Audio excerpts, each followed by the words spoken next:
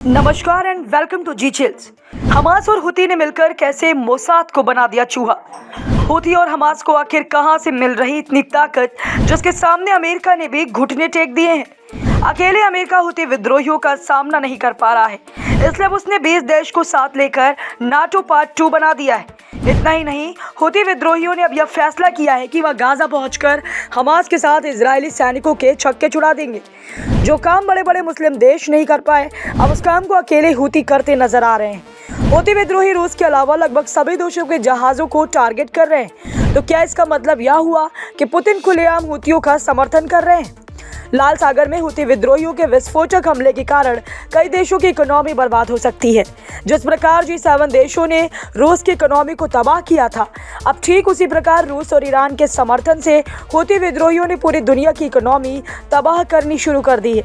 तो वहीं दूसरी तरफ लाल सागर में पैदा हुए टेंशन के कारण हुती विद्रोहियों को जमकर फायदा भी हो रहा है। लाल सागर में किए गए ताबड़तोड़ हमलों में से हुती विद्रोहियों ने सऊदी अरब की अर्थव्यवस्था को तबाह कर दिया, क्योंकि सऊदी अरब यमन में एक ऐसी सरकार को समर्थन देता है जो हुती विद्रोहियों के खिलाफ है। बता दें कि यमन में एक सुन्नी सरकार है जिसे पूरी दुनिया से मान्यता प्राप्त है, लेकिन वहीं ईरान यमन के अंदर हुती विद्रोहियों का समर्थन करता है जो एक शिया संगठन माना जाता है। इसी कारण यमन में सऊदी और ईरान के बीच इनडायरेक्ट फाइट देखी जाती है। बताया जा रहा है कि लाल सागर में हमला करते हुए होते हुए विद्रोहियों ने सऊदी अरब को एक गहरी चोट पहुंचाई। जहाज को लूटने के बाद उनके पास काफ़ी पैसे भी आ गए, जिसके कारण अब वहाँ खुलकर नौजवानों को अपनी सेना में भर्ती कर रहे हैं। हुती विद्रोहियों ने हाल ही में ऐलान किया था कि वे इन सैनिकों को गाजा भेजने वाले हैं और वे इजराइल जो उनके खिलाफ है युद्ध लड़ेंगे। हुती, हमास और हिजबुल्लाह या तीनों इजराइल और अमेरिका के खिलाफ डटकर खड़े हैं। तो आखिर कौन है इनके ताकत के पीछे, जानेंगे विस्तार से आगे।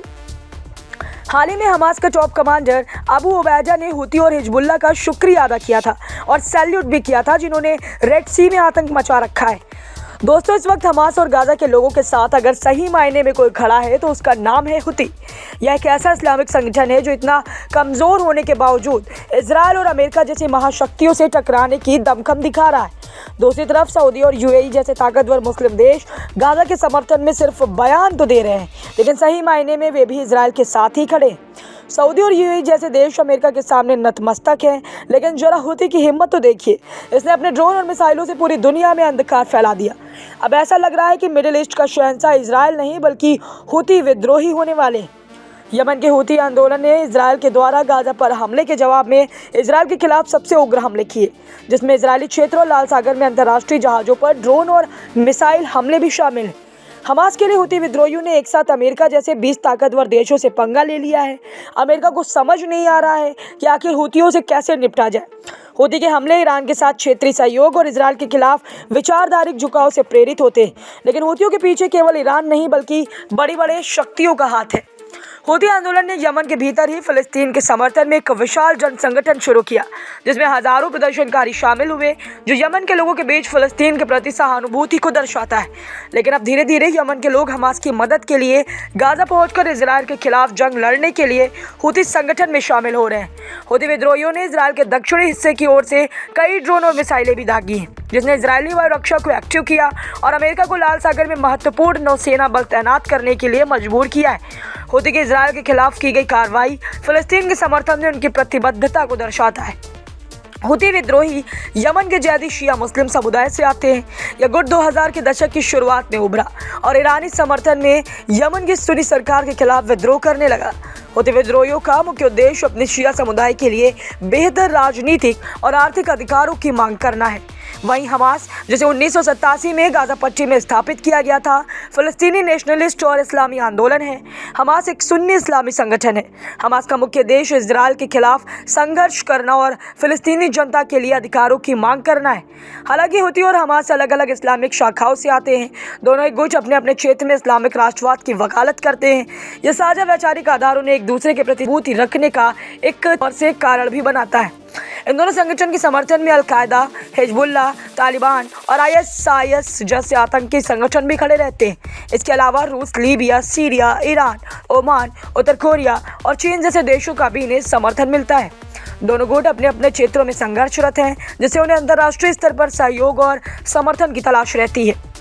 हमास और हुती के बीच समर्थन से दोनों की राजनीतिक, आर्थिक और सैन्य लाभ मिलते हैं। ईरान जो शिया इस्लाम का एक प्रमुख केंद्र है, हूती विद्रोहियों का समर्थक माना जाता है। ईरान हमास का भी बड़ा समर्थक है। अमेरिका विरोधी लगभग सभी आतंकी संगठनों के समर्थन में रूस और चीन खड़े हो जाते हैं। यह दोनों देश हूती और हमास का भी समर्थन करते हैं। चीन और रूस अक्सर मध्य पूर्व में अपनी रणनीति को उपस्थित मजबूत करने के लिए स्थानीय संघर्षों में हस्तक्षेप करते हैं। हूती और हमास का समर्थन उन्हें इस क्षेत्र में अपना प्रभाव बढ़ाने का अवसर देता है।